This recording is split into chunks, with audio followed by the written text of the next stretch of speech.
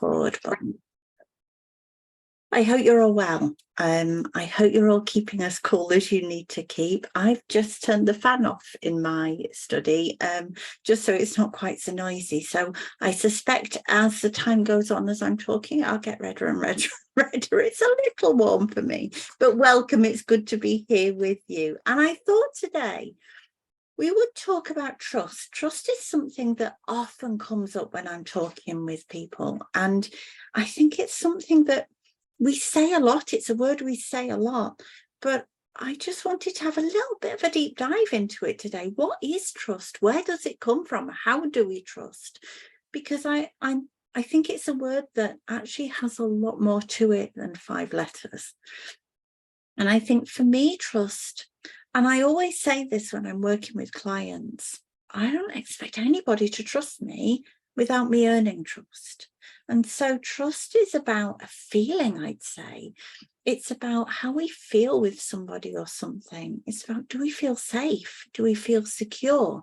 Do we get what we need in order to be fully ourselves with that other person or in that certain space?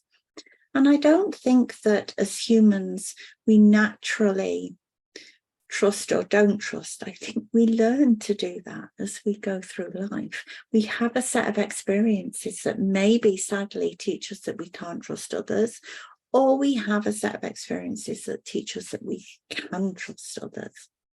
And either way, often we don't question that. We just learn the behaviors. Okay, I can't trust people. I won't trust them. I won't share. I won't let them get to know me. I won't let them, or I trust everybody. And I tend to trust until I can't.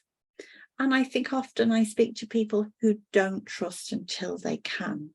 Now, I'm not sure either way is right or wrong. They're just different. But I think often, sadly, in life, we get hurt or we get misled, and then we learn that trust isn't something that we can give easily. And I think when we think about relationships with others, we think about trust, but also we've got to think about our relationship with our body. And what does it need? What do our bodies need to give us in order to trust them? What do our bodies already give us in order for us to be able to trust them? And what have we learned somewhere along the way that means that maybe we don't trust them? And a lot of people that I work with, a lot of you guys here, I suspect will be kind of in that place of, oh, I don't trust my body. And of course, it's given me no reason to trust it because X, Y, and Z has gone wrong.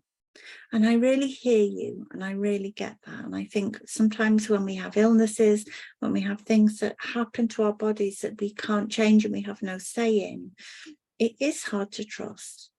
But I wonder also if we put an awful lot of responsibility on our body to be perfect and to work well all the time. And sometimes it just isn't going to. It's like any machine. It is probably the most complex machine in the world. And yet we expect all working parts to work together and to communicate well and to do things all at the right time and at the same time. So when we say, oh, my body doesn't do what it's meant to do, sometimes it won't. Mine too. But I wonder also if we've placed expectations sometimes on our bodies that come innocently from our mind that don't belong with our bodies. And I know for sure for myself, oh, I can't trust my body because if I eat things, it'll gain weight. And in the midst of my eating disorder, it was a case of, well, my body just wants to make me look ridiculous because as a child, I'd been teased for being heavier. And so I blamed my body. It was my body's fault for being heavier. And actually, my body was just being my body. And it was unfortunately the victim of a society that believes that smaller, slimmer bodies are optimal. Now, that's not my body's fault. My body is working at its optimum now. It was back then.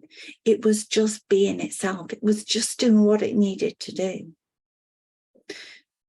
But because it didn't conform to an unrealistic expectation of my body, some bodies for sure can conform easily to the expectations of society, but that's not a body's job.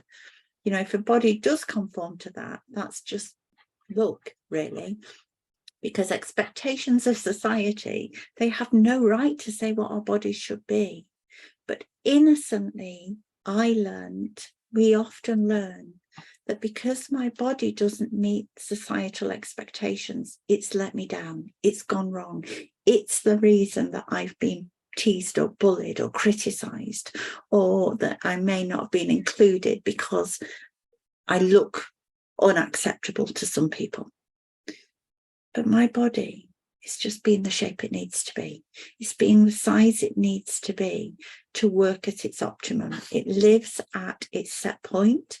I don't have to interfere. So long as I nourish it well, so long as I give it what it needs, it gives me what it needs. And when we see that deep trust in there, we see that actually that has nothing to do with how we, our minds, or other people's minds think it should look. It's about how our bodies need to be. And that's where trust comes, because we start to see that trusting our bodies isn't about making it a certain size or waiting till it works a certain way before we can trust it. It's seeing that bodies are innately trustworthy. Of course, they're human, and sometimes very complex things will go wrong. But know that your body will always try its best to do right. You know, when something's not right, if we have an infection, the bodies will create symptoms as it fights off an infection. Sometimes it will need some help, sometimes it won't. But innately, our bodies are working to preserve well-being and health. So there's an innate sense of trust that sometimes gets removed by the expectations that we learn from outside of us. So I want you to think today, if you will, about what gets in the way of that trusting relationship with you and your body. Is it really that your body isn't trustworthy in terms of it trying its best for you? Or is it that, you know, particularly around how your body looks, you know, there are absolutely some bodies that don't work as we want them to. They're not working at their optimal. They're not working as to give us the life that we want to have. But in terms of its appearance and our trust that we can eat without trying to be manipulative or control our food, where's that trust gone? Has it gone because your body has done something wrong with food? Or has it gone because we have innocently learned from the environment we're in a set of expectations that are unrealistic for your body?